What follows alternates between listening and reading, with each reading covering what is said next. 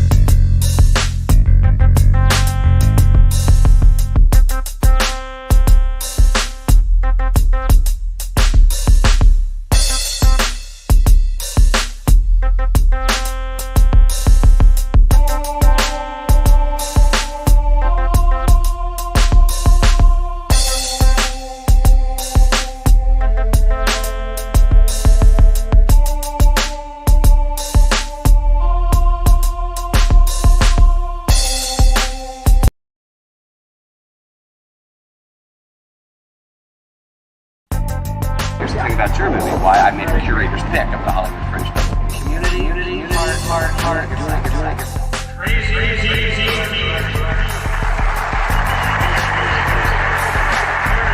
Observations TFR, 9:30 a.m. Pacific, 12:30 p.m. Eastern, Monday through Friday.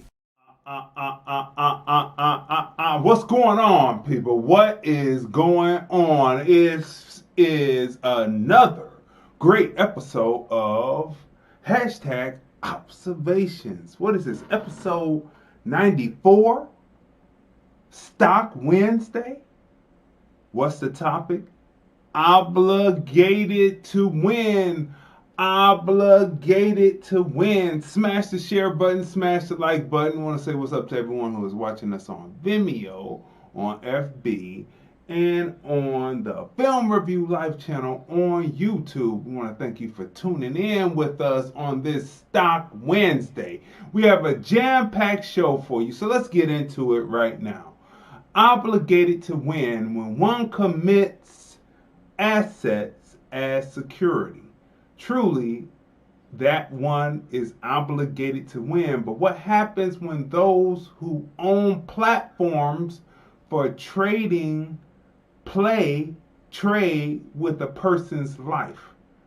What happens when those who own platforms for trading trade with a person's life? What is the obligation of those who own platforms for the everyday person to trade stocks? Those with platforms who want to represent modern day yuppies of a greed era from the long gone 80s. What are their obligations to make sure their platforms can pay off? It's like the MGM sports book going down during the Super Bowl. It's not good. And trading platforms caring less about their patrons is a go out of business model. Let's discuss it.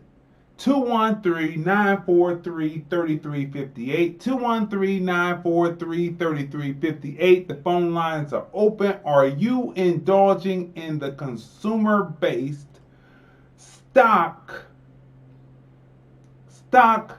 platforms where you can invest in stock? Are you investing in that, and are you aware of what is taking place, about what is going on? Let's get started. This story was in the news like a couple of months ago when it actually happened to the person, but now it's back in the news right now because the family is taking action. And you know this platform that they're taking action against also because it's recently been in the news for taking away the opportunity of people to continue to build on GameStop, right? So business.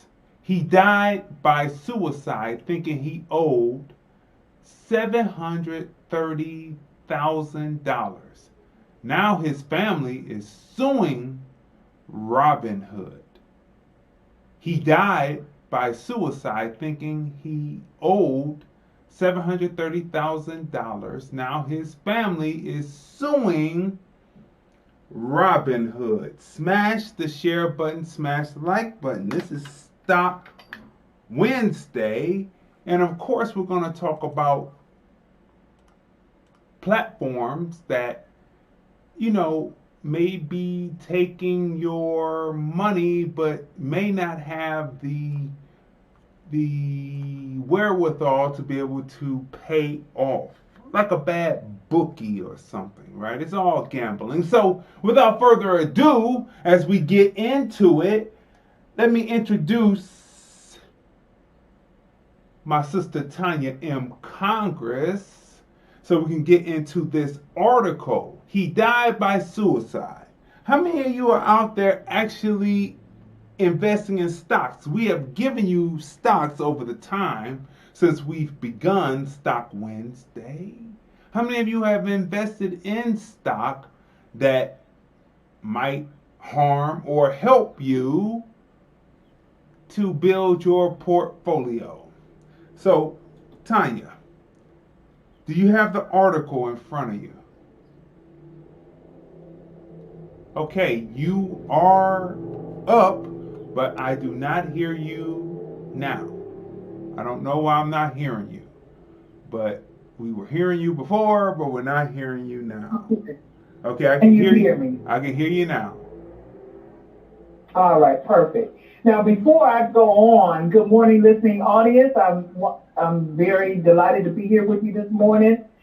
Before we go on, I don't want to be remiss in letting you know that thanks to you guys, we have elevated up 2 spots. We came in January at number 4, just out the gate, and now we're at number 2. You know our goal is number 1. So we thank you for listening in and being faithful to the broadcast. Continue to like, share, and subscribe, okay? We are in the number 2 spot for popular entertainment and podcasting, okay? So we look forward to that number 1 spot in not many days hence, all right? But we wanted to share that with you. I didn't want to be remiss in not mentioning it, all right? But on to this sad article. He died by suicide thinking he owed $730,000. Now his family is suing Robinhood. That is $750,000. $750,000. So this is from CNN Business. Robinhood is being sued for the wrongful death of 20-year-old college student who died by suicide last summer after he saw a negative balance of $730,000 in his trading account and mistakenly believed that was the sum of money he owed. The parents and sister of Alexander Kearns accused Robinhood of luring inexperienced investors like their son to take big risks in sophisticated financial instruments such as the options trading he engaged in, without providing the necessary customer support and investment guidance. Robinhood built out its trading platform to look much like a video game to attract young users and minimize the appearance of real-world risk, reads the lawsuit filed Monday in California by Kearns' parents, Dan and Dorothy, and sister Sydney. In addition to wrongful death, the complaint filed by the Illinois family accuses Robinhood of negligent infliction of emotional stress and unfair business practices. The damages they are seeking will be determined at a later date. Tragically, Robinhood's communications were completely misleading because in reality, Alex did not owe any money, the lawsuit said. Tragedy illustrated the potential dangers of the free trading boom set off in large part by Robinhood, which has enjoyed explosive growth during the pandemic. Those risks have been further magnified recently with the rise and fall of GameStop, which was catapulted by an army of traders on Reddit. Robinhood sparked outrage last month by temporarily suspending purchases of GameStop, a controversial step that prompted Congress to schedule hearings. Okay, pause right there. Pause right there. Now, right in the article on the side is a picture of the CEO. Am I right about that? You can see the CEO, right? Yes, it is. And before I wrote the synopsis of what the show is going to be about today, before I saw a picture of the CEO of Robinhood, and if he does not look like a person that wants to be a yuppie from back in the 80s, I'll eat my hat. Look, when you look at him, you're looking at him, and I'm like, whoa. So read the caption underneath him, his name, and then read the caption underneath. And then we'll go from there, and I'll talk more from there. It says Robinhood CEO is not licensed by a powerful Wall Street regulator. He is not licensed, but he's trying to be one of those yuppie types. have you ever seen the show Black Monday, starring Don Cheadle on Showtime? You should watch that. That talks about the crash of '87, right? But everyone wanted to be a yuppie. Don Cheadle's character was a buppy, a black yuppie, right? Making these investment calls, building on a house of cards that they knew, building a bubble, inflating a bubble that they knew one day as they kept pumping the air into it that it would burst, but they didn't care because they were getting their money out of it. But the people who held the bag in the end were the people who were the investors. The stockbrokers got their money because they got theirs right off the top, their commissions. So they really didn't care. They walked away like fat cats. Others were jumping out the window like they did during the Great Depression when Wall Street fell then. Now, this guy, to me, my opinion, just looking at his picture, he looks like he wants to be one of those yuppies from back in the day. So he's hanging with the people on Wall Street, and being that he hasn't taken the classes to have those credentials, he doesn't know that what he did to people as far as the GameStop thing, he did was illegal. He doesn't know that what he did to this young man, right? He's a little boy. He's a child. He was 20. He's a little child still. Our boys are still children until they're around 26. They're not grown men at 14. So I'll give the same grace to Caucasian kids as I would want for my young black males to be seen as children until they get their footing, right? He doesn't realize that what he did, what his platform did, being so callous, was illegal to this young man. What he did, as far as the people, as far as GameStop was concerned, what's going on in the stew? I see that you're watching. Thanks for tuning in. Everyone is tuned in. I can't see everyone, but I can see that you're tuned in. We appreciate you. He doesn't realize that what he did was illegal. What's his name again? And what doesn't he have again? His name is Vladimir Tenev, and he does not have a license. He's not a license by a powerful Wall Street regulator. No. So he didn't have any regulations on him. There was nobody watching. No one's watching, and he has a Russian name. He's Bulgarian. A Bulgarian, an immigrant. We are investing in an immigrant's platform, and he doesn't believe, or it appears that he doesn't believe he has responsibility towards the people who are investing on his platform, right? It appears so. So continue on with the article. Just another sidebar. He was pursuing a BA at Stanford University in University of California. Oh, no, he got a BA from Stanford, and he went to the University of California and did not obtain a degree there. So, all right, so they did the hearings. In a statement, Robinhood explained it has made a series of improvements to its options offering, including by providing guidance to help customers, updates on how it displays buying power, and live voice support for customers with open options positions. Okay, pause 1 minute before we get to their full devastation on the death of the kid and the full devastation on the GameStop.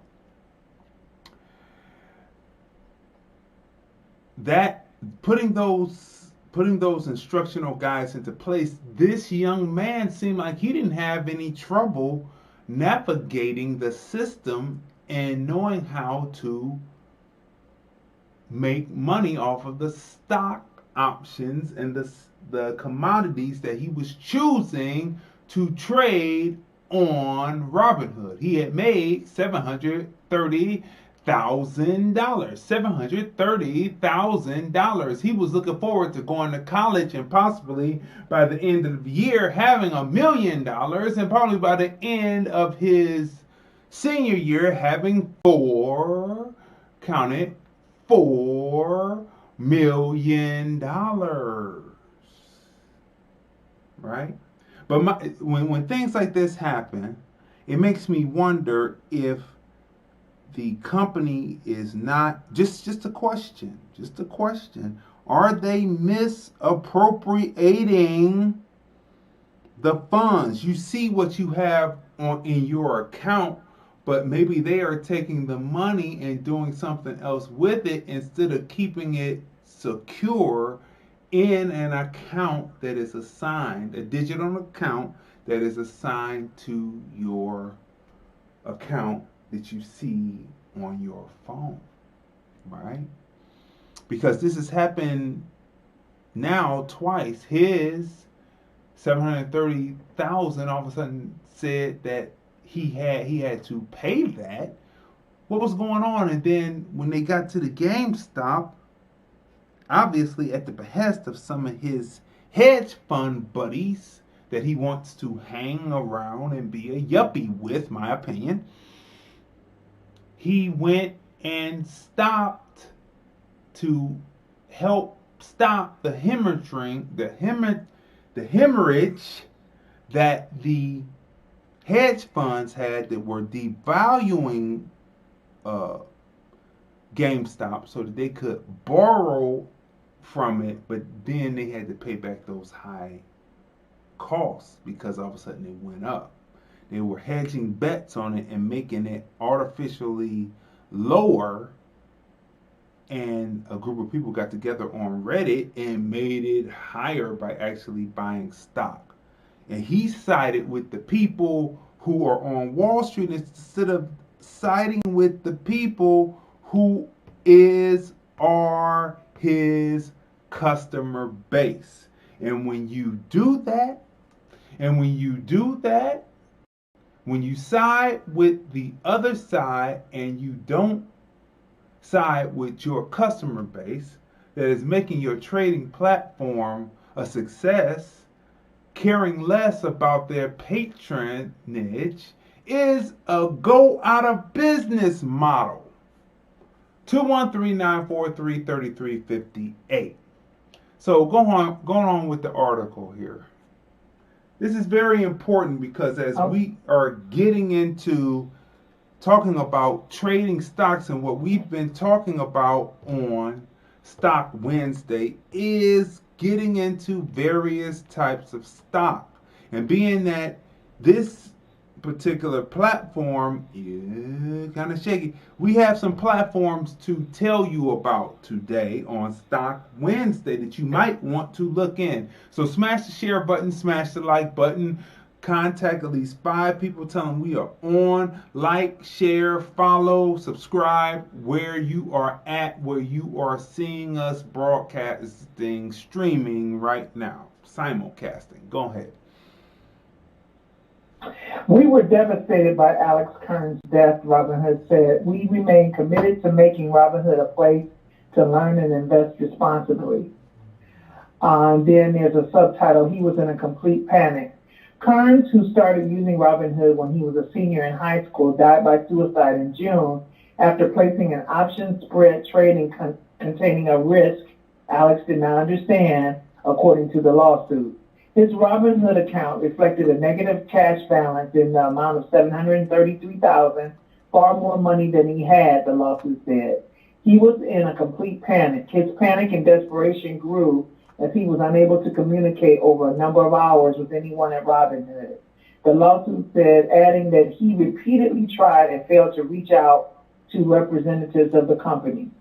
Adding to the tragedy, Kearns didn't realize his massive negative balance would have been erased by the exercise and settlement of options he held, the lawsuit said. Robinhood never bothered to explain this to Alex or respond to his increasingly desperate pleas for help. Oh, Lord, the lawsuit said. And the family pinned the blame for Kern's panic squarely on Robinhood. This resulted in a highly distressed mental condition in Alex, an uncontrollable impulse to commit suicide as the only option that he could see, they said. Changes at Robinhood. Before taking his own life, Kearns left a note that signaled his confusion. How was a 20-year-old with no income able to get assigned almost $1 million worth of leverage, the note said, according to the lawsuit, adding that these were his last known written words. After Kearns' death, Robinhood's co-founders wrote, and they were personally devastated by this tragedy and promised to make improvements to its app. Robinhood said this week that its changes include new financial criteria and revised experience requirements for new customers seeking to trade advanced option strategies and plans to expand that to other use cases. Robinhood also changed its system to escalate email support requests from same options traders. See, that's a lack. Article. That's a lack of caring about your customer base. You don't have that. It's the same thing that's going on right now with programs that have to do with music or podcasts like Spotify. Mm-hmm. Like you're sitting there, you're talking to Spotify, and it takes forever to get any connection with Spotify whatsoever. So you don't know what's going on right now with, so different programs are falling down in the midst of this COVID-19 situation. And that's no excuse. We're not giving them a pass. We're not giving them an excuse. So now, there is a platform. There's quite a few platforms, but there's a platform that just contacted me this morning.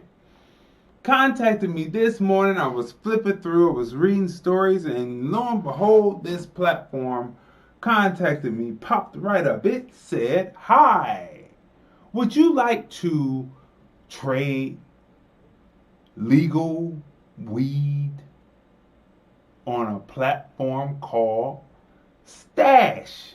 Stash. If you would look up Stash, would you look up the phrase stash and legal weed? STASH,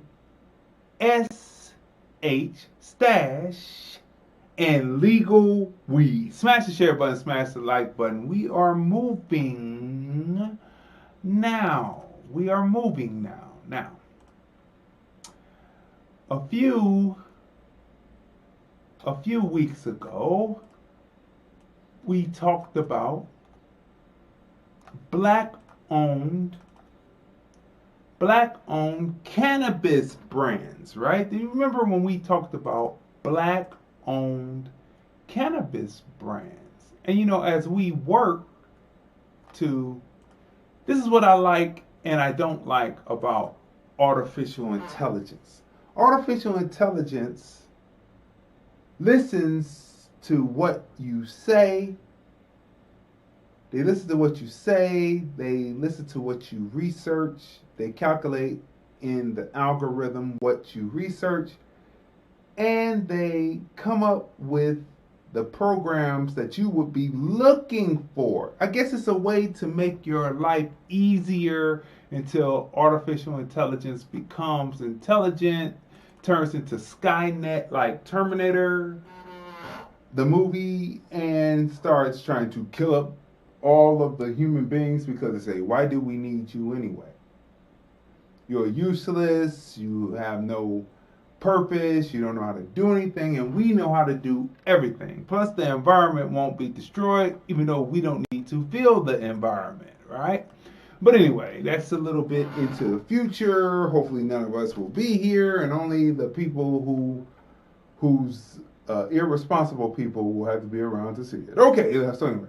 So black-owned cannabis brands. And remember I told you about G5 Cultivation. I've interviewed them personally. I have that interview up, and that they stock a particular dispensary called Hardin, right? And I have a whole interview where I went around behind the scenes of Hardin, and that is up for you to see as I walked around with the bud. They call them bud tenders, like bartenders, but because they're at a bar that has to do with the cannabis. It is called bud tenders. But anyway, trying to locate and find locations where you could possibly tap into finding these various black-owned brands on to trade them was the search that I was looking for the last few weeks. And lo and behold, artificial intelligence just this morning popped Stash in my face. Would you like to trade legal weed? I said, well, let me download you right now. And what I found was not only do they do weed, but they do all of the other companies that Robinhood, they trade the other companies, all the other Fortune 500, Fortune 1000, all of them that are on the stock exchanges, they actually trade those companies also. So let's look at Stash, because remember, hip hop has done exactly what they said they would do. Snoop has his own brand. They said when it legalized, they would advertise. And there are black-owned cannabis brands that have gotten in, and you should get in on the legal cannabis, or as Stash said, legal weed. You should get in and build your wealth through trading cannabis. So do you have the Stash up with the cannabis, the first article, which is Learn, and then after that there's another that breaks down what cannabis will be on the stock market in a few years by 2024. But let's start with the Learn first, and go ahead and read that a little bit. All right.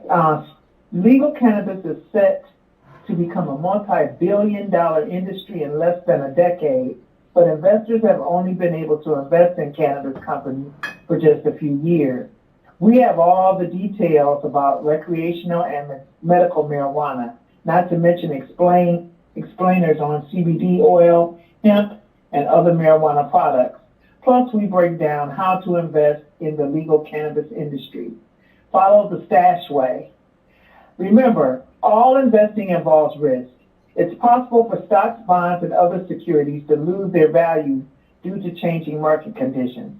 Stash recommends following the Stash way, which includes regular investing, diversification, and investing for the long term. Investing for the long term can help ensure that you aren't locking in your losses due to short-term fluctuations in the price of a stock. Also, checking out Portfolio Builder, a new tool that can help you instantly build a diversified portfolio according to your risk profile as you start your investment journey. Portfolio Builder portfolios are designed to follow the Stash way. Investing made easy with Stash. Start today with any dollar amount. Get the app. Then there are a couple of articles down here about the marijuana business, corporate cannabis. So they are teaching you. So they are teaching you and giving you learning. I have to pause for a minute and say that your mohawk is just going to town, Tanya. Your mohawk is just on point. I just want to let you know.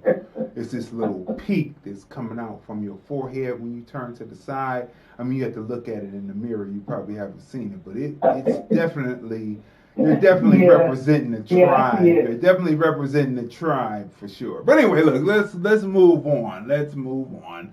But so they are giving you they already have education modules already put in, right? Go to the next article underneath Learn. There's an article that comes up. Now you can follow along by typing in the same search that we did, stash and legal weed, and it comes up, and then underneath is another one that talks about legal marijuana and stash, and it breaks down where cannabis will be by 2024. Go ahead. Okay, now this one, would it be under Teach Me? They have 4 categories under Stash Learn. And then... No, you go back out to the main Google page, and then underneath is a whole other article. Okay. Right. We're going through articles now, right? So look, people, are you taking notes on this? Did you write down STASH, stash? Did you write that down? An alternative to Robinhood. Did you write that down? And you can start with any cash amount. There is no large amount due for you to start out. You can start out with $5. All right. So do you see the next article? Yes, I do. Okay. And it's if you're looking it up on Google, it is investing in marijuana for beginners. Right. Stash. The legal marijuana industry, and like you said, you can invest in it starting with $5. The legal marijuana industry 101. Wall Street estimates the industry will grow by as much as 853% by 2024. Say that again. Say that again. Say that again. 853% by 2024. So that means that if you get a stock now, by 2024, when it grows, how much percent? Again? 853%. You will be beyond a millionaire. You will be beyond a millionaire. Keep going. The legal cannabis market is projected to hit $73.6 billion by 2027. Wow, that's just 6 years from now. The legal cannabis industry could soon be worth more than the GDP of 9 states. Is that the gross something product? Gross national product. Of 9 states. Right. Is that wow. it? Yeah. Guess what I'm investing in? See if it may. Now wait a minute. Let me go ahead. I don't recommend, just based on my observation. Now marijuana is not a narcotic. It's not listed as a narcotic in the police stations, unless it's mixed with something else that will make it a narcotic. However, just by observation and by small experimentation in my youth, I don't recommend that you enter into the investment and be a user. Do not get high. Do not get high. You want your mind clear, and you want to go ahead on and make this money off this large selling commodity. But I wouldn't partake of it. Keep your mind clear. It makes you slow. Okay, look and, up. It's that stay up all. Look up Schedule 1 and Schedule 2 drugs. Schedule 1 and Schedule 2 drugs. Because we have to be accurate about this. The reason why they were holding up marijuana is because they had it classified not as a narcotic, but with the narcotics. And I believe that it's under Schedule 2. If I'm correct on that. If you see Schedule 1 drugs and Schedule 2 drugs, and they had it under, that's why it's not a federally, you can't have a business in Las Vegas and sell cross state into Arizona or double state over into Texas or going to New Mexico or cross over into California. You can't do that. You have to sell it in your state. This is part of states' rights. So, do you see the Schedule 1 and Schedule 2? Yes. Give the definition of Schedule those. 1. Go ahead. Okay. Schedule 1 drugs will be considered, this is strange, because, let me go back out here. Okay, they have marijuana as first on the list. Marijuana, heroin, LSD, ecstasy, and magic mushrooms. Right. So that is Schedule. Okay, so Schedule 1. So what's Schedule 2? Cocaine, meth, oxycodone, Adderall, Ritalin, and Vicodin. Right. So they have it. Painkillers. So they do have it under classified in with the narcotics, and so that's why you're not able to sell it state to state, right now until the federal government gets off its butt and starts to make it a federal law that cannabis is legal in all 51 states and all territories of the United States. We have to be clear, about what we're saying, so we will be clear. But that does not stop you from investing in black-owned cannabis brands, and it doesn't stop you from investing in cannabis on Stash, which Stash will have all of the classifications there. They have the educational tools there. Stash, STSH. Are we not bringing you something invaluable today? Because remember what we said. If it may harm or help you, you should have stock in it. It's just like you should have stock in McDonald's. Some people eat it every now and then. Others eat it every day, clogging your arteries. Hey, what can you say? Some eat it sparingly every now and then. Others eat it every day. Hey, clogging your arteries. You have stock in what harms and helps you, can harm or help you, right? So, moving forward, this is what we have brought today. Obligated to win. When you have put your money, which is an asset, into a program that's supposed to be about trading commodities and stocks, and they do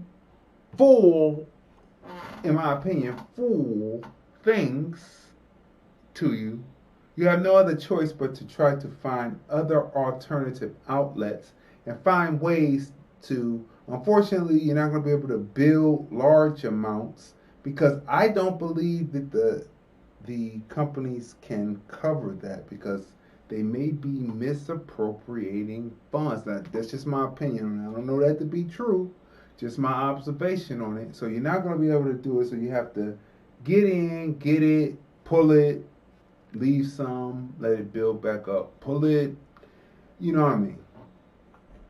That's what you're going to have to do with these platforms, so that you can build your independent wealth. What do you have to say about that? This is invaluable information today because I'm still looking at this Stash website. I got another link just for its pricing plans and what comes along with them. Listen here. You can become a member of this thing for as little as $1 a month, which affords you the investing platform, a stock-backed card, banking, saving tools, personalized advice, and $1,000 in life insurance offered by Aviva.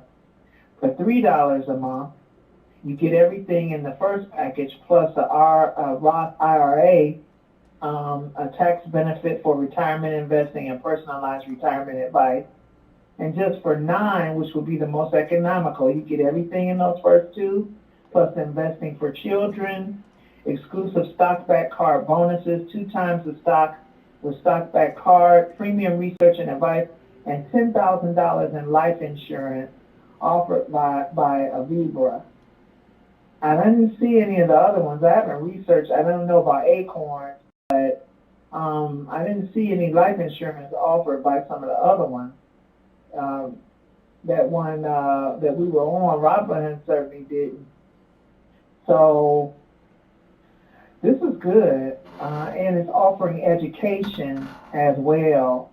So this is something we need to spend our time instead of looking at some of the other entertainment that we spend so much of our time looking at. We need to be investing some of our energies into learning about things that's going to have residual benefit for us and kind of cover us, because now is the time to be solidifying and setting up a fortress around this. It's always been time, but we have to get more serious about it now because we don't know what the heck, is going to happen from one day to the next with senility in office and senility and then ones who don't know the difference between a landmine and a coal mine. We don't know what's going to happen in the office. So we got to, I'm serious, it's funny.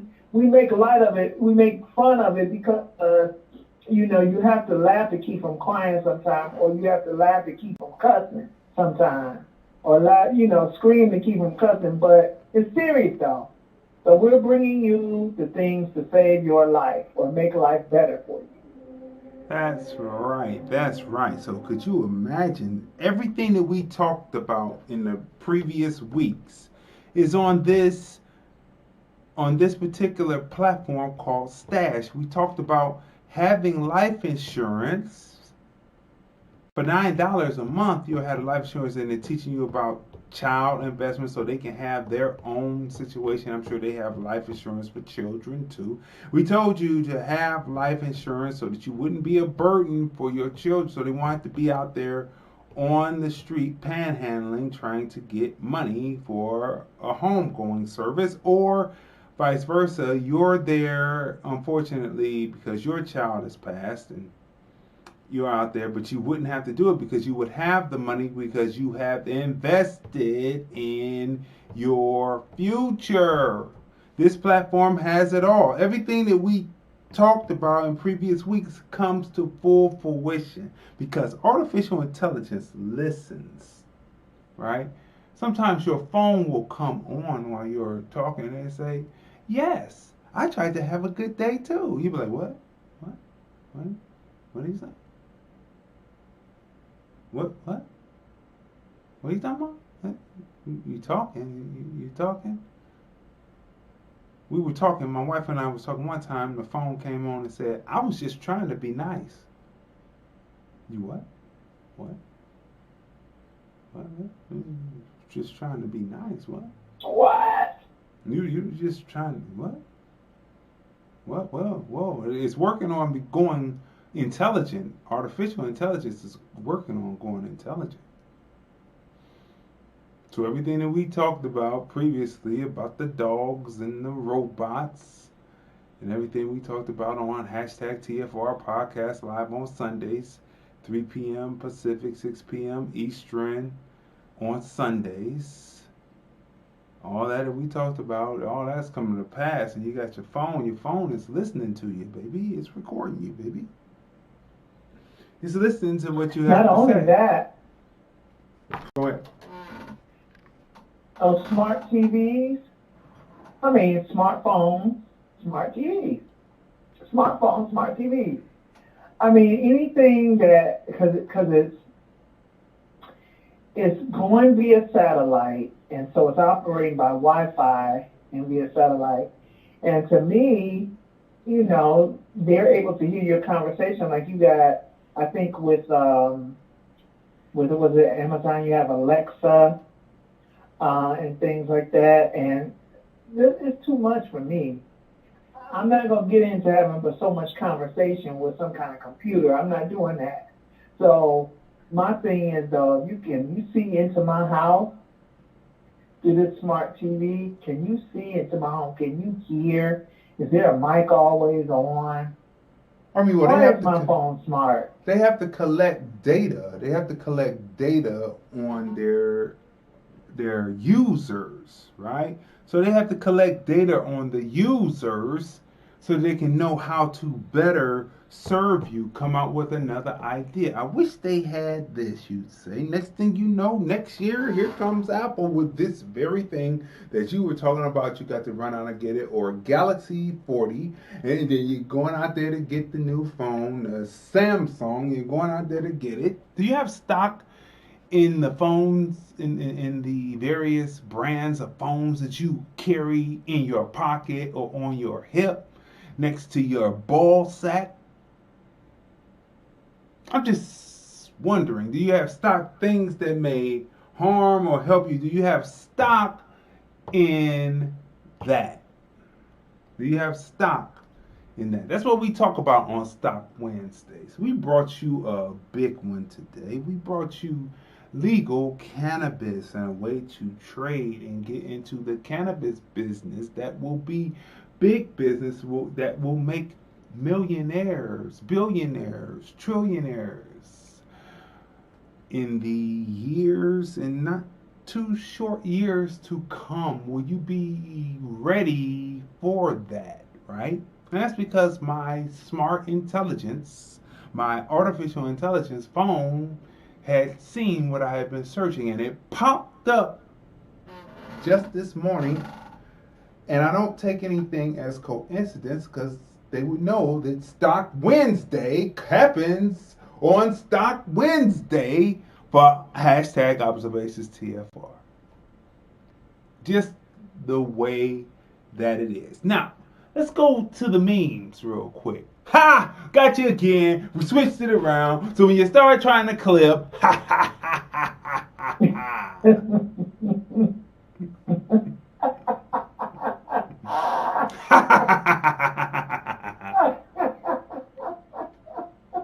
Got you again. We got through all the controversy early.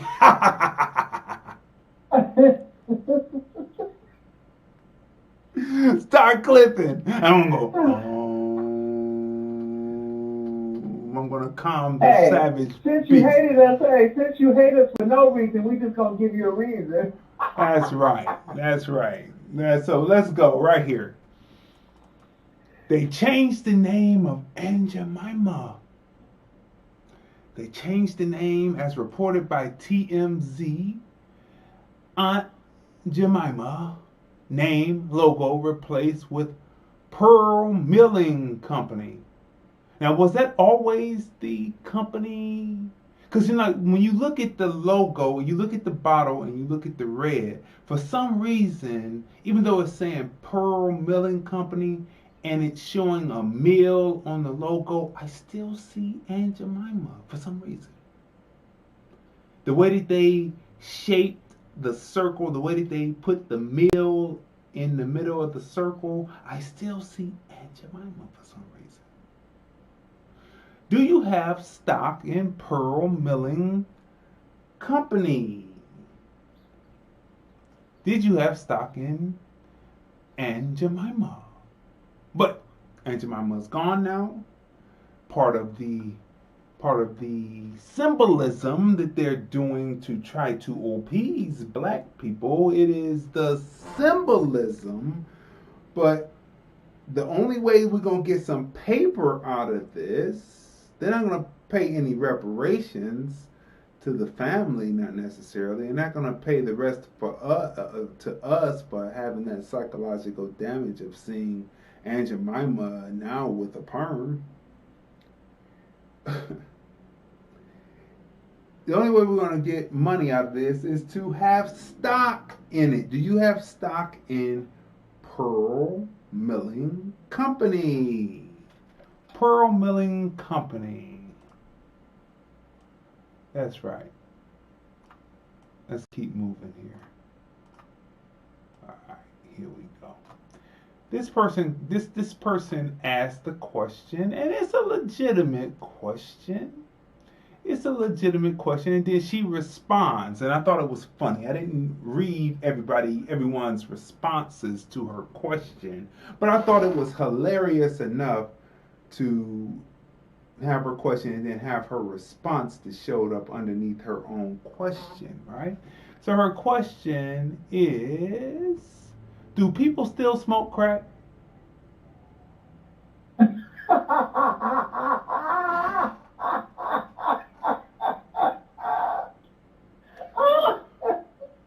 Do people still smoke crack?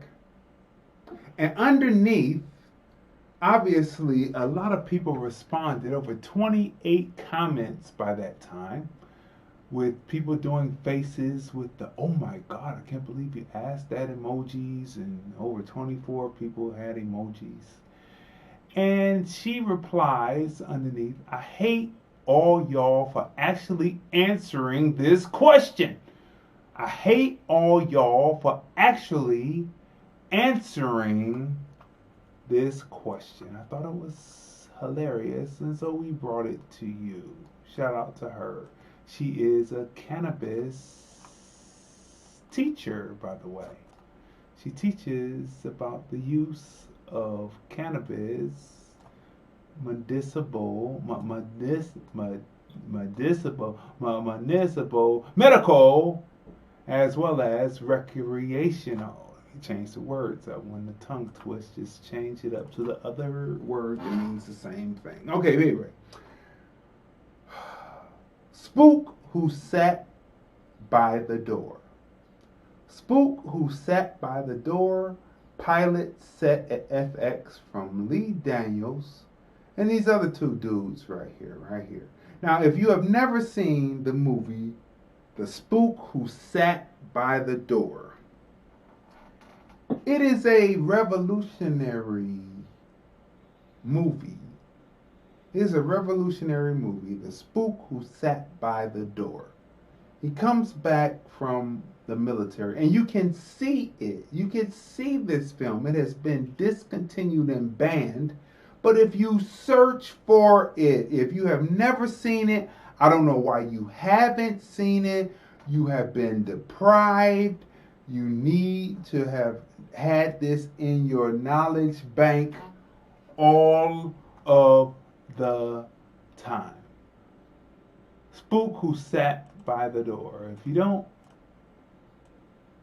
know it, don't worry.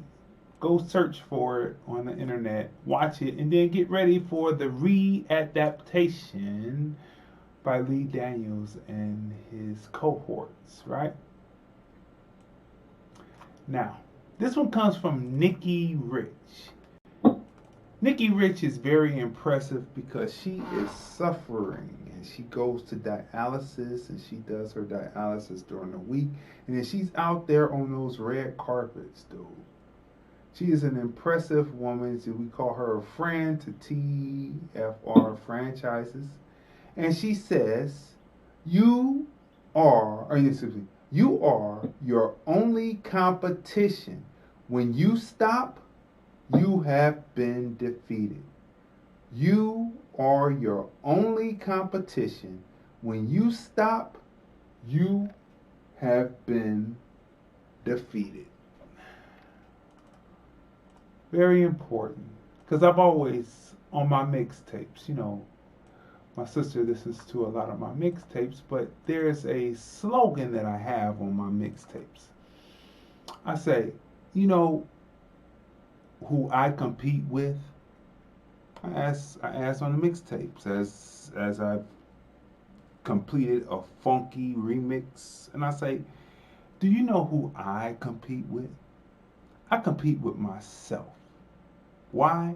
Because I ask myself, how can I do better than I did last time? How can I top myself better than I did the last time? And when you focus in on you really don't have any time to focus in on others. Because if you were focusing in on others, then you will be focusing in on people from other cities, not from people from your own city to compete with if you're doing the hip hop thing. This is just an observation for me. So when I'm competing with myself. How can I do better than what I did last time? Especially out here though, I've seen that people want to compete, like, especially the Caucasians. I had this he passed me his business card. It was one of those regular business cards. I passed him one of my Z cards, and he said, "It's bigger than mine." I said, "Are we in a competition, dude? Like, no, dude, we're not in a competition. I just have a lot more to say because I've done a lot more than you. But how can I do better than I did to top myself?" That's what that last meme means, and that is true. And when you stop, you defeat yourself. So, R&B singer Maya reveals she is a sologamous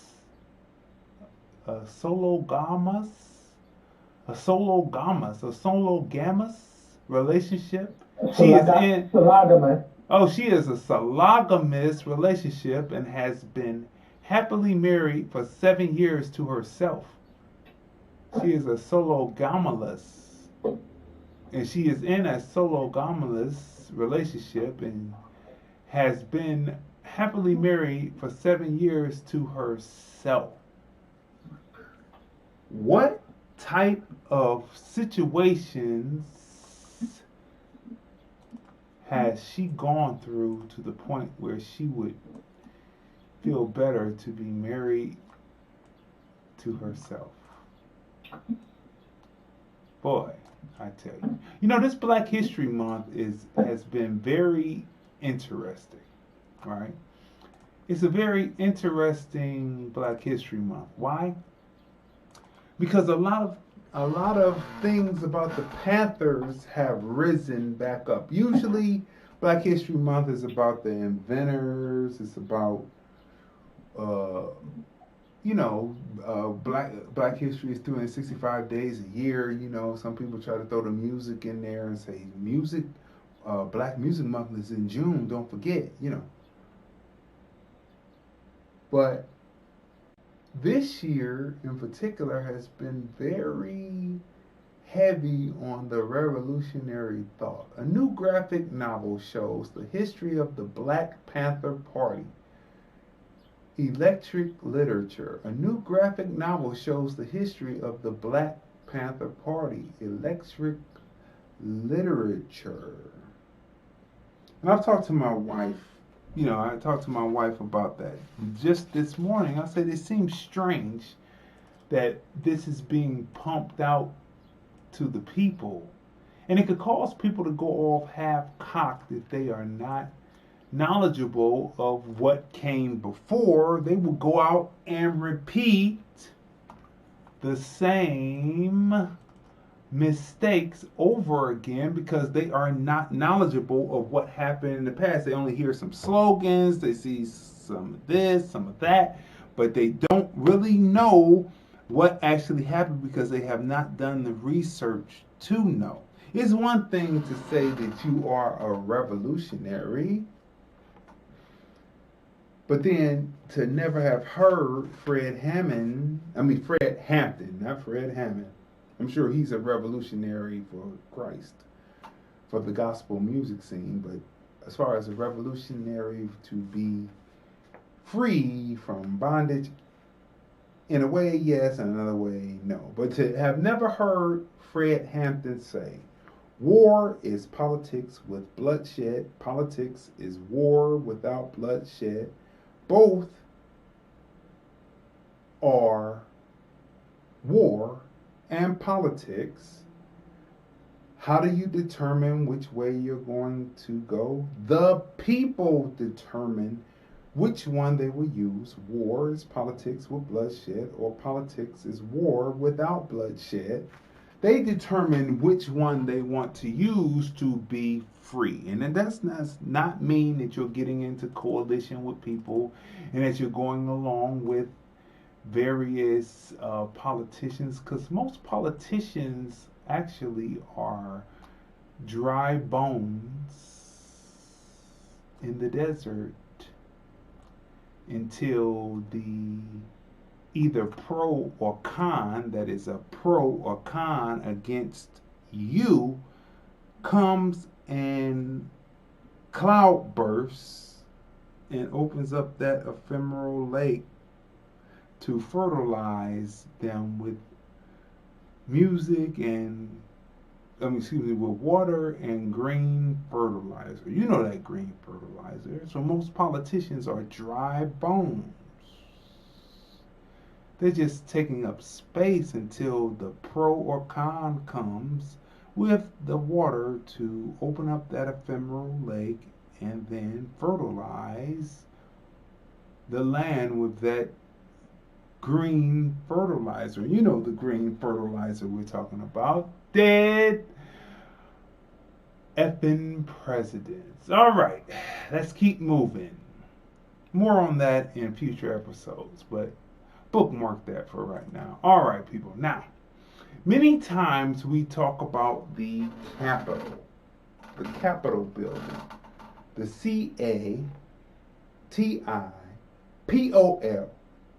CAPITOL, CAPITOL, Capitol, not Capitol, TAL, but Capitol, the Washington Capitol, honoring all those slaves that built the U.S. Capitol. Now, before they started letting in immigrants, see, this is just another example, and it's caught in picture form. A picture is worth 1,000 words. Moving pictures are worth 1,000,000 words, but we don't have 1,000,000 moving pictures on this, but we do have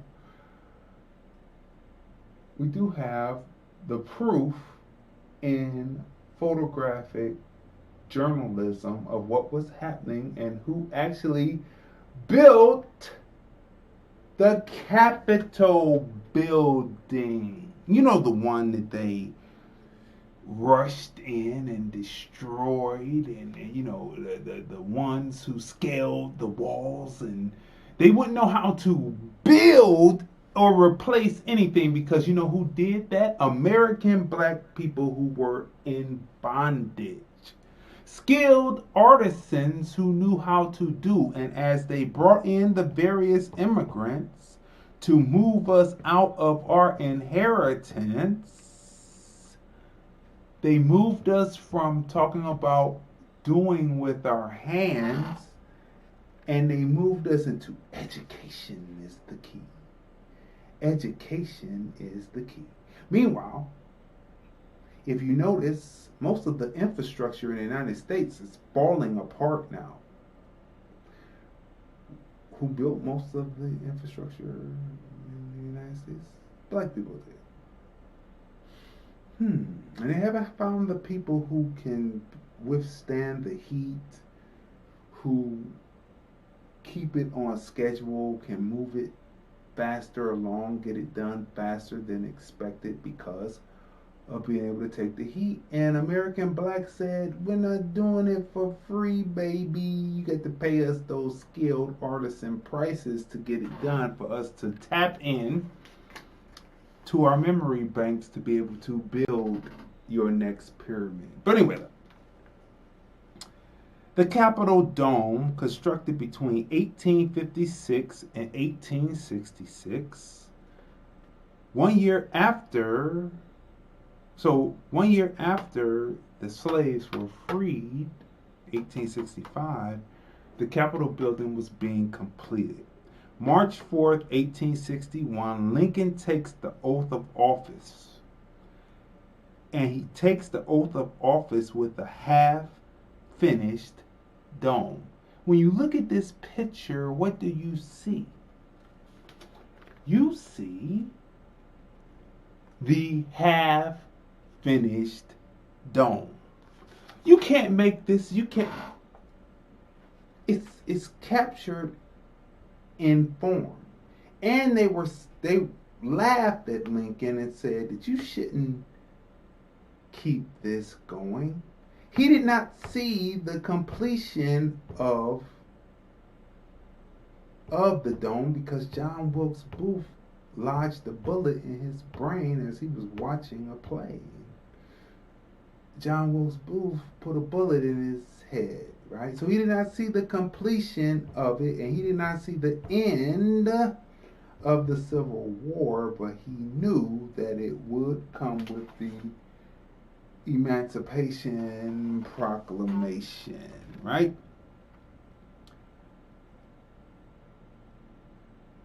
Now, you see this. So this is American Black history here. Our story right here. It's captured. Look, proud black men standing there. That's right. We're building this boy. You don't see any Caucasians in the back. All you see is proud black men doing this, right? While in bondage, but doing the best. And it stood all of that time until they had to do some refurbishing on the top of the dome a few years ago. Now, let's go back 100 years. Let's go back to in 1789. Benjamin Banneker, at age 56, forecast his first eclipse. So when you hear about eclipses, the first person who forecasts eclipse is Benjamin Banneker in 1789. Now, you know, other African tribes forecast, you know, eclipse before, but this man right here, Benjamin Banneker, age 58, forecast his first eclipse in 1789, and it came to pass. Remember, he created the first almanac so that farmers would know how weather patterns would go, to know what to plant, when to plant, how early to plant, how late to plant, why not to plant, if to plant. The almanac, right? Now, July 16th, 1790, Congress passed the Residence Act, establishing a new federal city, right, constructed along the Potomac River, right? Now, when you research this, there's always some strangeness in the game. They wanted to say that some Frenchman designed the capital of the United States. They always want to put some strangeness in the game because they don't want to give credit. So that was up there. But however, the way that the Capitol is constructed, the way the whole Washington, D.C., excuse me, not just the Capitol, Washington, D.C. is structured, it is structured by the alignment with the stars, and it takes an astronomer to do that. And who was the astronomer who was doing the surveying along with, what is his name? Elliot, someone, I forget the white people's names and all this. But Benjamin Banneker was one of the surveyors, and he was also the one who laid out the design of Washington, D.C. In 1791, the surveying began, right? So from 1790 to nearly 100 years later, 1856 to 1866, the Capitol Dome, Washington, D.C. was built by slaves then, The Capitol Dome was built by slaves then.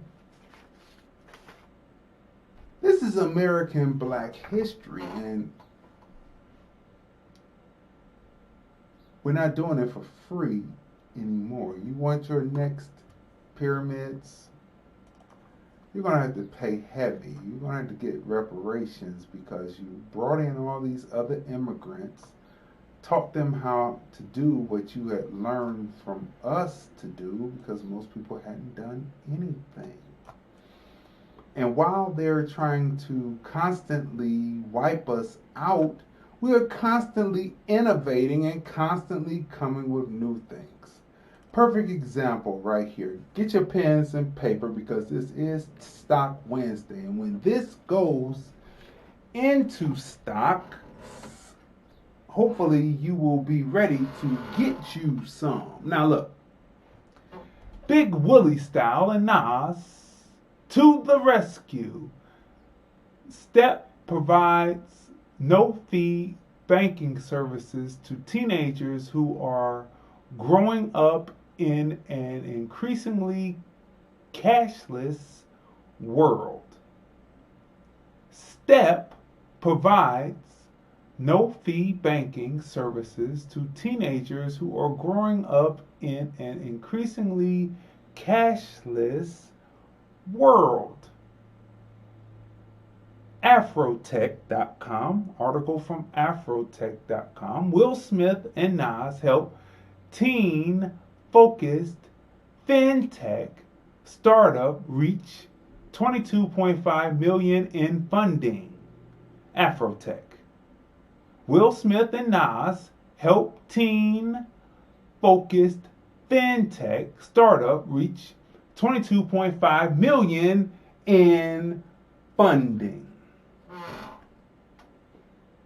Man, I think that you better get some stock in that fintech, because I believe that children are our future. Let them lead, show them well, and let them lead the way. Show them all the beauty they possess inside. Give them a sense of pride to make it easier.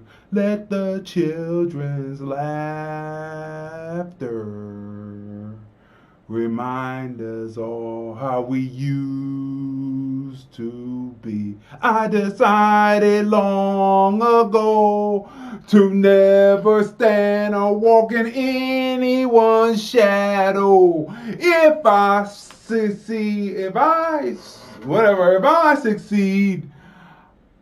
it's because I believe no matter what they take from me, yeah, they can't take away my dignity.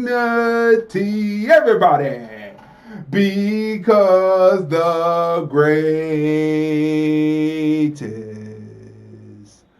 love of all has happened to me. Listen now, listen, very important. Learning to love yourself is the greatest love of all. Yeah, you better get some fintech.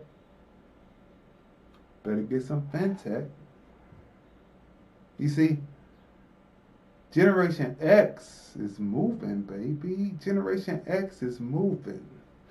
Finally, the politics of personal responsibility, all of those people are finally moving out the way after holding it for so long. Here comes Generation X in,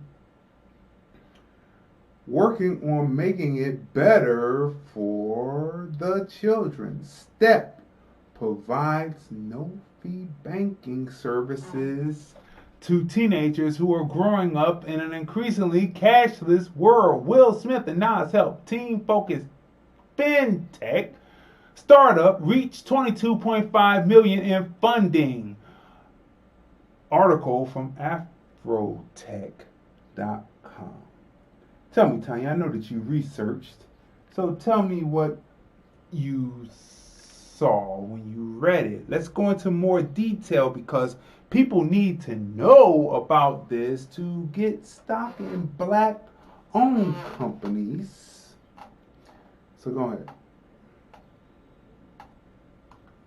Okay, your mic is off again. You are up, but I don't hear you. Okay. FinTech stock is basically an amalgamation or a group of different tech companies that are the wave of the future.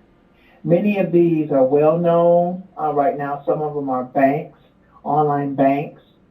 So a FinTech, I'll give you some examples of FinTech companies. Square, PayPal, Apple, Fiserv, Green Dot, Global Payments, Affirm. You'll recognize Affirm from a lot of your online stores that allow you to do multi-pay or allow you to do, like with, I think even with some of the airlines, they allow you to pay for trips in increments, like paying a credit card, and you do it through the Affirm, which is a credit, they advance the credit for you to pay for trips. Let's see, Bill.com, all these kind of online payment investing centers, stock and trading companies, and online banks like Chime. All of those are considered that type of thing. And I posted something in the chat. If you guys have the Facebook app up, I posted something in the chat that gave the top FinTech companies are Chime, Tala, PitchBook, Avant, Braintree, Morningstar, Robinhood, Acorns, Gravity Payment, Brex, Vero Money, which that's an online bank, Blend, and True Accord. And then there are a total of 43, but those are the top out of the 43.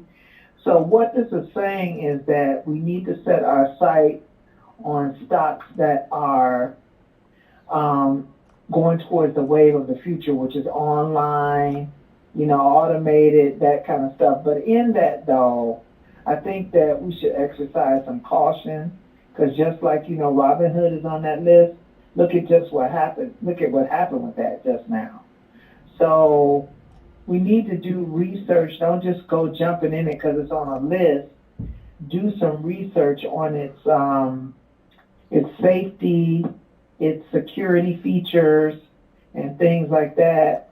Because if it was some of these, like the online banks, I have one of those online bank accounts, but I have other ones that are land bank, what I call landline banks. So I have I have two of those online banks. I hardly use them though.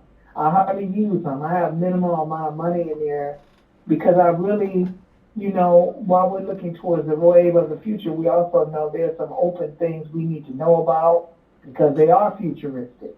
So there are things that we need to learn about how safe our money is going to be in those entities. Okay, but do your research. Do your research. Especially if the satellite goes down. Oh my God. Yes. It will all be gone. See, I'm going to tell you something. The more we start, I'm always one of them people that the more things are going in one direction, I'm always looking to where everybody is not looking at. If everybody's looking in one direction, I'm looking at the direction everybody's not looking in. And to me, some people used to didn't keep bank accounts. They would keep money under the mattress. They keep money under the floor of the house. They keep safe in the house. I think for some of us, that's going to be the way to go. We're going to have to balance out having cash money on hand, considering that the dollar is losing value and they are moving in this vein. I think that we still should have some money in reserve that is paper dollars that we're keeping at our house for if we have to make quick moves. Because look, if they shut everything down, if everything is going through a barcode and all of this stuff, pretty soon your license and everything, all of your banking, all of your assets and everything is going to be scannable from one source. If they shut that down, now what is the criteria to be shut down? Not being in agreement with taking a vaccine, not being in agreement with what's going to get you shut down. What, you know, you go to withdraw something, reject, and then it'd be all embarrassing. Reject, reject, reject, reject, reject. And then you find out you're being rejected because you found being in violation or non-compliant. I'm sure they'll put it some kind of way, non-compliant. Let's see, violation of communications code. You talk too much about the truth. They shut you down. I don't want nobody having that kind of control over me. Wow. Just when we thought, but anyway, get that stock if it may harm or help you have stock in your portfolio. Did we not bring a show for you today? Did we not bring another great Stock Wednesday for you? I keep on telling you, get that Blackstone. That Blackstone is constantly rising. Get that Blackstone. I'm just going to tell you that. Get the Blackstone. It constantly rises, right? It dips in the day, but by the end of the day, it's up. And you've got a few more dollars, or more than a few more dollars. Get that Blackstone. Last meme of the night comes from Cleveland.com. Cleveland serial killer. He was known as the Cleveland Strangler. Anthony Sowell dies of terminal illness in prison hospital. It's a 3-minute read. Cleveland serial killer Anthony Sowell dies of terminal illness in prison hospital. Now, for those who are not familiar with Anthony Sowell, Anthony Sowell was kind of like the dude who they say committed the Atlanta child murders. He was ex-military, if I have the story correctly. I do, though. And he would bring indigent women. He would bring hookers or indigent women, crackhead women, black women, into his home, luring them with crack cocaine or whatever he was luring them with, sex, whatever. And he would kill these women, and he would have, not to exaggerate, he would have barbecues where he invited the neighborhood. The people from the neighborhood were coming, but they said that his backyard smelled horribly, but they would come anyway. And I forget how he got caught up and how they discovered all of the bodies in the backyard and the bodies in the house, and discovered that he had some kind of special ground beef and ground meat. Let's just change it over. Ground meat and slabs of ribs. I mean,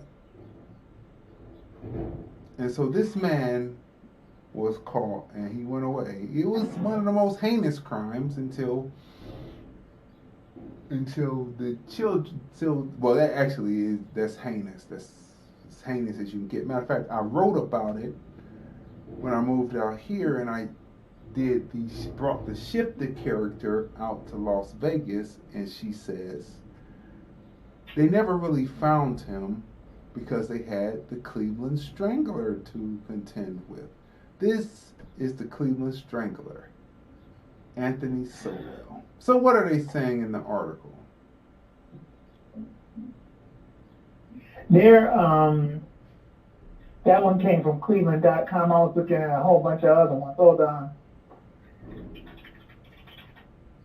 How did they catch him? That's what I want to know. How did they trip up? They smelt the backyard, I think, and the health department was called out or something. Well, the thing with him is that he lived by a nearby sausage factory. That's right. So they thought it was the sausage factory.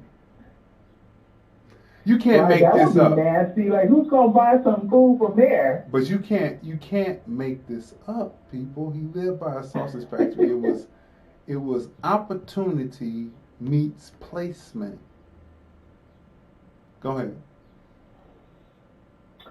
It says, let's see, Anthony Sowell, the infamous Cleveland serial killer who committed one of the most shocking series of crimes in the city's history, died Monday afternoon at an Ohio prison hospital of an unspecified illness, State Corrections Department official confirmed.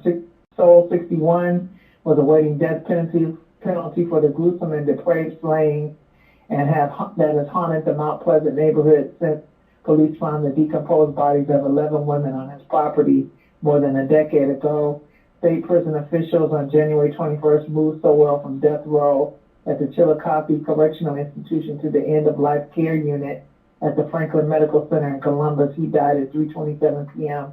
According to prison spokespersons, Sowell suffered from a terminal illness, but Ohio Department of Rehabilitation and Corrections spokesman Joellen Smith could not say what illness. Okay, so he said his death is not the result of a coronavirus.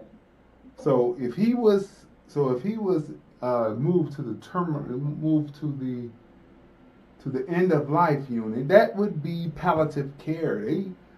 They may not have electrocuted him or shot him with the death concoction, but they slow dripped him for sure.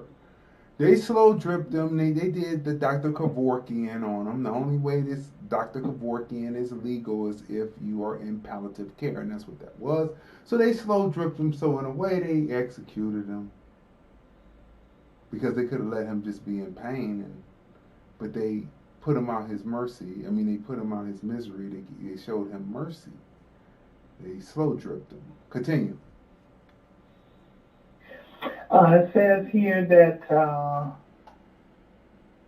his case became an international news story. It highlighted deep deficiencies within the Cleveland area criminal justice system that saw several of Sowell's victims ignored by law enforcement, allowing him to remain free to rape and kill others. It also called into question how seriously police took the families of missing persons known to live on society's fringes. Cleveland paid out more than $1.1 million to victims and their families to settle lawsuits over how detectives handled accusations against Sowell before his arrest. Sowell had been free from prison for several years by October 2009, having served a 15-year sentence for rape when officers went to his Imperial Avenue home as part of a new rape investigation. Investigators found 2 decomposing bodies on the 3rd floor and a freshly dug grave in the basement. Police took Sowell into custody 2 days later. Meanwhile, investigators combed through every inch of the house and the property on which it sat. In the end, they found the decomposed bodies of 10 women, as well as a skull and a bucket in the basement. Investigators later determined that Sowell lured the victims, all vulnerable women who struggled with drug addiction, into his home. He raped and strangled them, discarding their bodies in shallow graves, crawl spaces, and even out to decompose in the open air. The victims who escaped later recounted how Sowell lured them into his life and transformed into a monster. Some spoke of police officers who didn't believe what they reported. A jury found Sowell guilty in 2011 of dozens of charges, including multiple counts of aggravated murder and other crimes for the women he killed. He was also convicted of trying to kill 3 women who survived.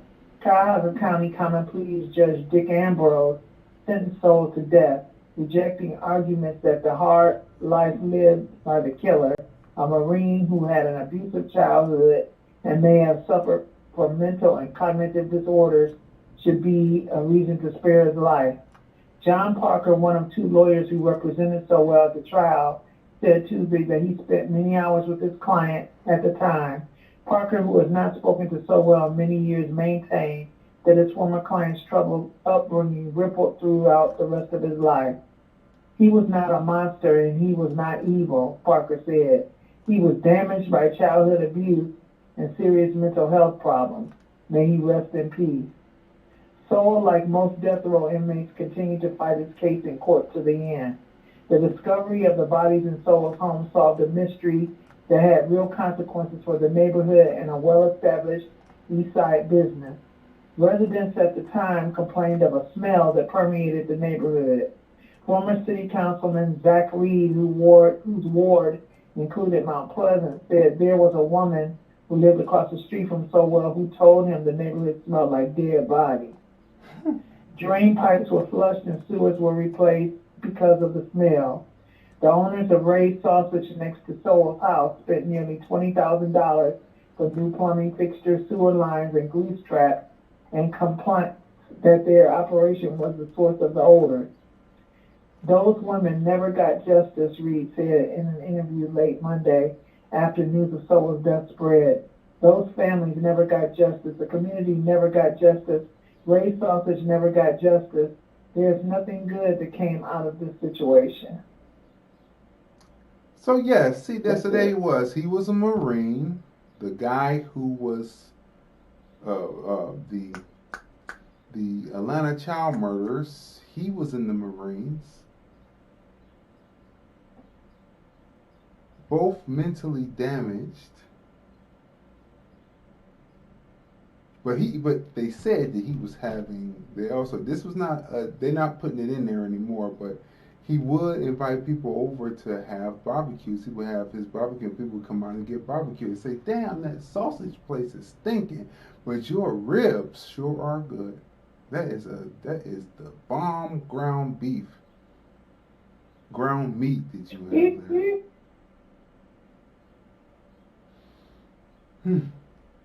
Well, I'm not a fan of. I was not, because I don't eat that stuff anymore. But I was not a fan of Ray's products anyway. That's just me, though.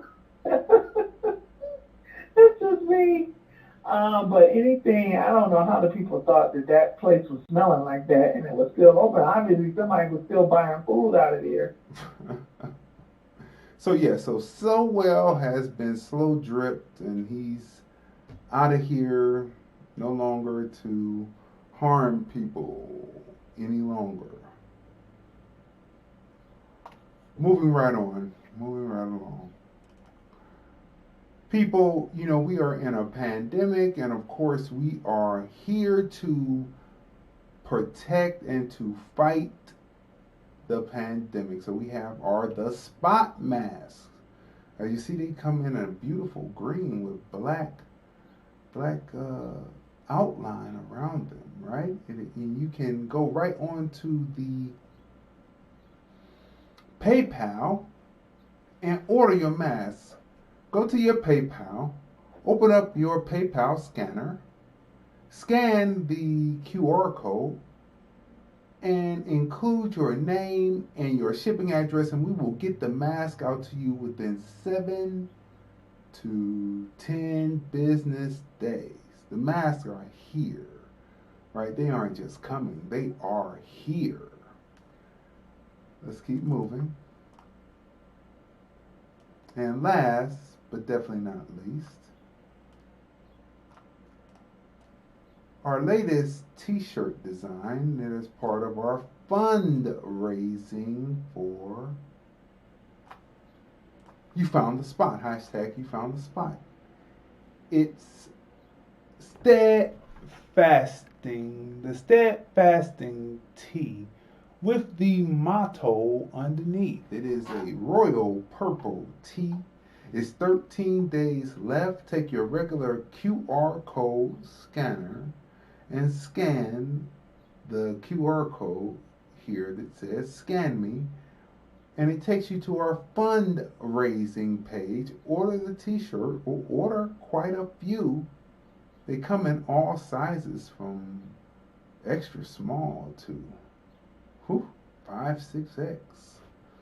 So order your shirt today, and proceeds goes towards us bringing more quality programming like what you are experiencing now with hashtag observations TFR. That's right, people. Alrighty. So did we not bring you a great Stock Wednesday show? It's episode 94, right? Episode 94.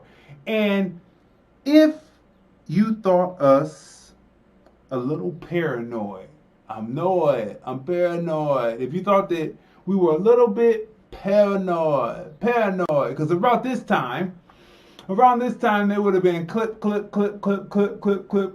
us. Clipping us. But because you know why they didn't clip us. You know why they didn't clip us? Because we put a story up at the end about a black man doing dirt, and there was no clip at that whatsoever.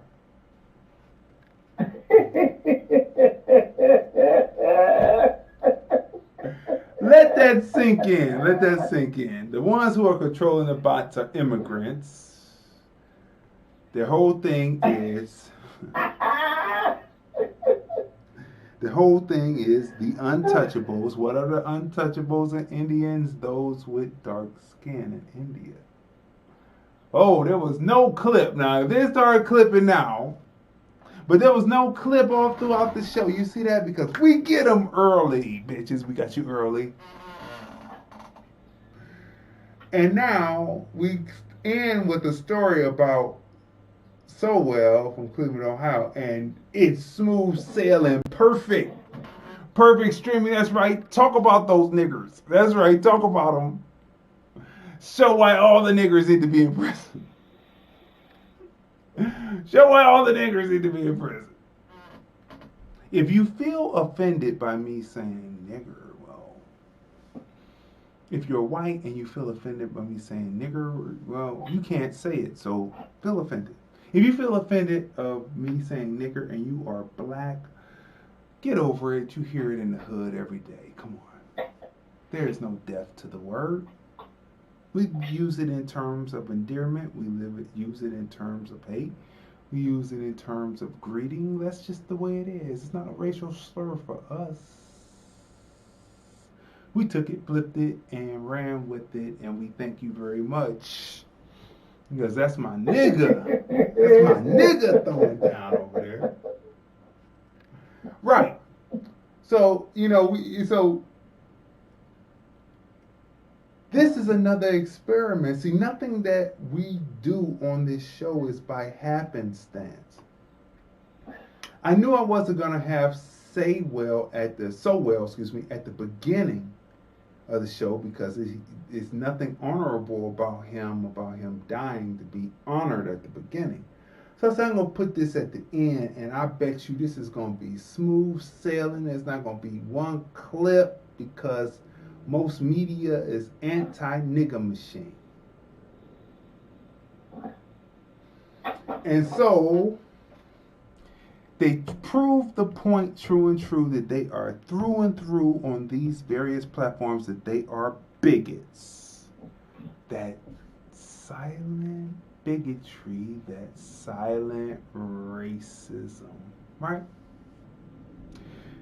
But anyway, we just have to keep you aware of what's going on, right? Did we not bring you a Stock Wednesdays? Make sure you check out Stash, STASH, retirement plans, insurance plans for afterlife. You have that insurance.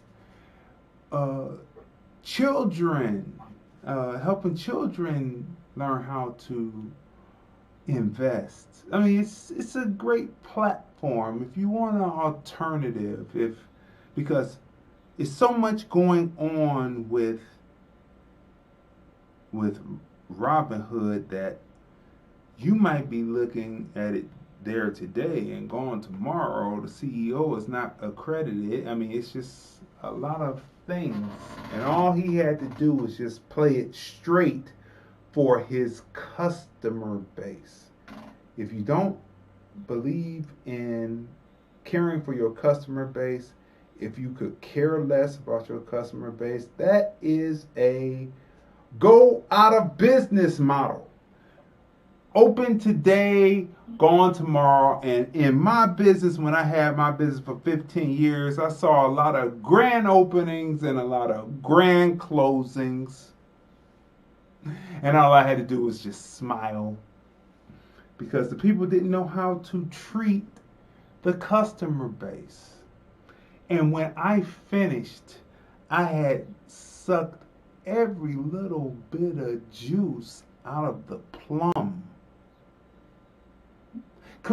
New York is the rotten apple, but Cleveland is the plum. For those who didn't know, that's our fruit, the plum. I had squeezed every little bit of the juice out of the plum.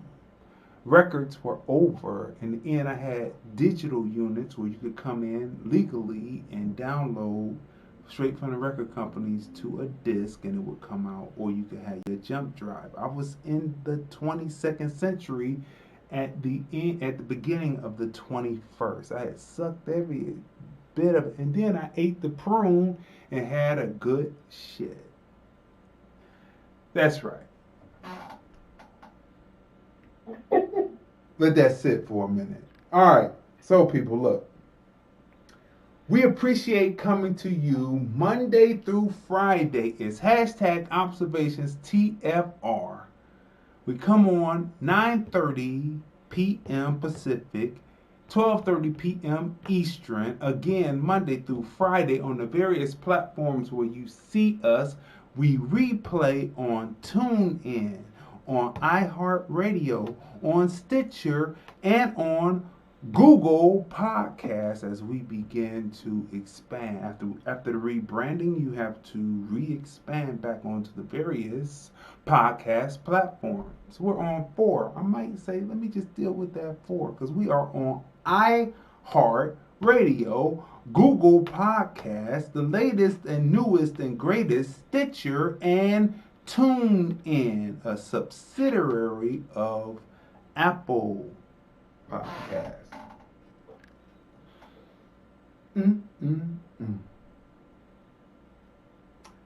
We appreciate coming to you. We appreciate you coming and watching us. Tomorrow is Truth Thursday. So we got a big test tomorrow. We've got a big test. Are they going to be clip? The way she move her body across the floor. Clip, and us. The way she move her body across the floor. Bad. The girl is bad. The way she move her body across the floor. The girl is bad. Super bad. The way she move her body across the floor. More parliament funkadelic for you. Come on. It's in the music. It's in the music. Look. Yeah, it's in the music. Right? Remember, I'm going to go look that video up after I get off here, because that's the jam. Bad. The girl is bad. All right? Anyway. We appreciate you tuning in to us Monday through Friday. We appreciate you tuning in to What's the Point, that comes on Sunday at 9 a.m. Pacific, 12 noon Eastern. That's my sister's show. It also replays on those various podcast providers. And on Sunday is the flagship, the one that kicked it all off, #TFR Podcast Live, the film review, movies, music, culture, politics, society podcast. That's my wife and I. We review movies, music, culture, politics, and society on a podcast called #TFR Podcast Live. We come on at 3 p.m. Pacific, 6 p.m. Eastern on Sunday, replaying on those various podcast providers. How to hear us on those podcast providers. Go to Google search, type in hashtag YOU found the spot. You found the spot, all one word with the hashtag, and all the various podcast platforms come up and you can listen to your favorite podcast provider.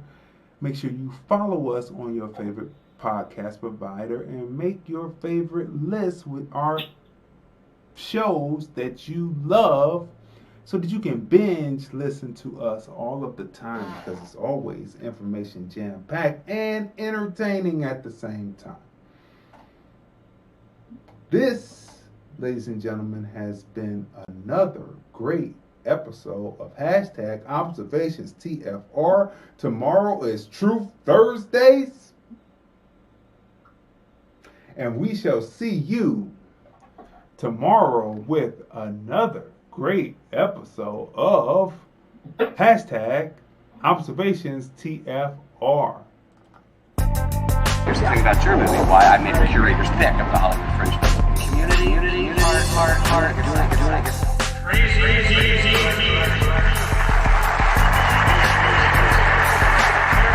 Observations TFR, 9:30 a.m. Pacific, 12:30 p.m. Eastern, Monday through Friday.